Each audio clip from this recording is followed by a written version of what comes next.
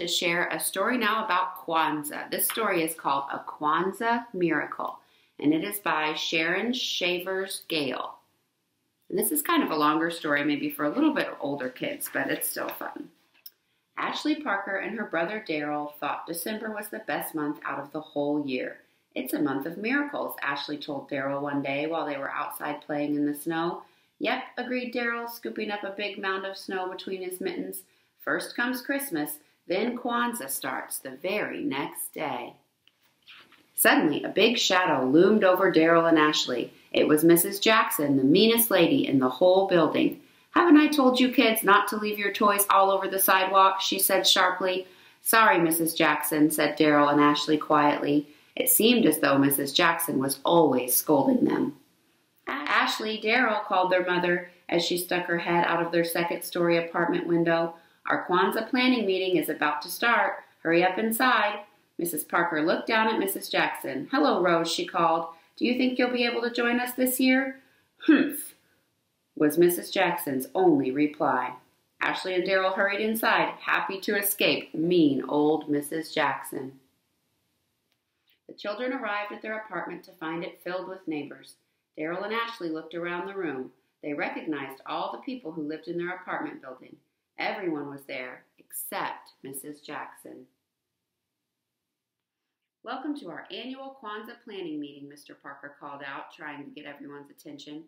"Our first mission is to select a theme for this year's Kwanzaa celebration. I suggest we make Umoja, the first principle of Kwanzaa, the theme for our party. After all, Umoja means honoring our family, community, nation, and race, and that seems the right spirit for this celebration." Then Mrs. Parker stood up. "Does anyone else have suggestions for ways we can honor Kwanzaa?" Benicia Thompson, who lived on the third floor, raised her hand. Everybody in the building called her Benny. "I think our Kwanzaa celebration should have an honorary ancestor," she said. Everyone loved Benny's idea, but who should we choose? Asked Ashley. For a few minutes there was silence. Then Mrs. Parker said, "Let's all spend the next few days thinking about it. I'm sure we'll come up with the right person." A few days later, Darryl and Ashley were outside having the most wonderful snowball fight. Darryl saved his very best snowball until the fight was almost over. He knew Ashley was good and tired, so he took aim and fired. But instead of hitting Ashley, the snowball hit Mrs. Jackson's window. The window instantly flew open. "I want to see you kids in here right now," called Mrs. Jackson. "I've got something to say to the two of you." Darryl and Ashley were really scared this time. They slowly climbed the front steps of their apartment building. In the front hallway, they shook off every flake of snow and carefully wiped their boots on the doormat. When they were sure they couldn't put it off any longer, they quietly knocked on Mrs. Jackson's door. Darryl and Ashley expected the worst. They expected Mrs. Jackson to yell or frown or maybe even give them a scolding. Instead, she surprised the children by inviting them inside for some hot cocoa and oatmeal cookies. "You aren't mad at us?" said Darryl as they all settled on the couch. "No," said Mrs. Jackson kindly. "You see, my little girl once broke a window during a snowball fight, too." "You had a little girl?" Darryl and Ashley exclaimed in unison. "Yes, but she died when she was just a child. Would you like to see her picture?" "Yes," said Ashley and Darryl together again.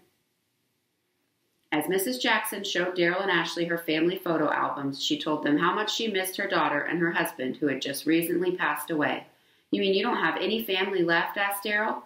Mrs. Jackson didn't say anything for a moment. "Just my sister," she said quietly, "but she lives all the way in Johnsontown, so we don't get to see each other often." Ashley and Darryl looked through the albums a little while longer. Then they thanked Mrs. Jackson for the cocoa and cookies. On the way up to their own apartment, they were very quiet. At dinner, they told their parents all about the snowball fight and their visit with Mrs. Jackson. "You know, Mrs. Jackson's not so bad," said Ashley. "And," said Darryl, interrupting Ashley, "her oatmeal cookies taste just like Grandma's." At bedtime, Mr. and Mrs. Parker came in to kiss Ashley and Darryl goodnight. "Daddy, Ashley and I were just thinking," said Darryl. Mr. Parker chuckled. "Oh, and what were you thinking about?" Ashley gave out a little squeal. "We think Mrs. Jackson should be our honorary ancestor for Kwanzaa." "What a wonderful idea," exclaimed Mrs. Parker. "I'll call our neighbors tonight, and you two can ask her tomorrow morning right after breakfast." Mr. and Mrs. Parker kissed Ashley and Darryl one more time, turning out the lights, and went into the living room. You know, Mrs. Jackson once gave me her sister's phone number in case of an emergency, said Mr. Parker. Mrs. Parker smiled. I remember, and I was just thinking the same thing. The next day, Darryl and Ashley paid a special visit to Mrs. Jackson. They invited her to the Kwanzaa celebration and asked if she would be the honorary ancestor. How could I turn down such a special request from my 2 new friends? Mrs. Jackson asked, clapping her hands with delight. I'd be honored to attend. Darryl and Ashley hugged their neighbor before they ran home to tell their parents the good news. During the following few weeks, the whole building prepared for Kwanzaa.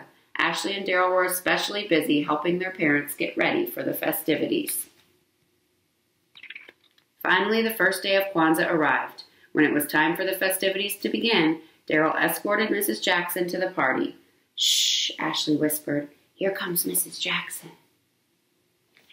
When Darryl and Mrs. Jackson walked through the door, the old woman opened her mouth in surprise.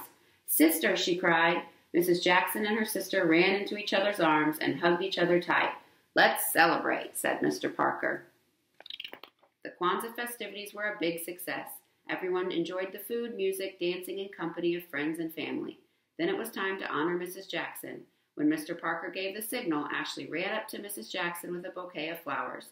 Mrs. Delthea Jackson, Ashley called out loud and clear, we name you our honorary ancestral grandmother. Mrs. Jackson graciously took the flowers from Ashley. Then she stood up and faced the group. Thank you all, especially Ashley and Darryl, for this wonderful honor. And thank you to my sister for coming to share this special time with me. You have all given me a Kwanzaa miracle. Then she smiled the biggest, brightest smile they had ever seen. Happy Kwanzaa, Darryl and Ashley shouted.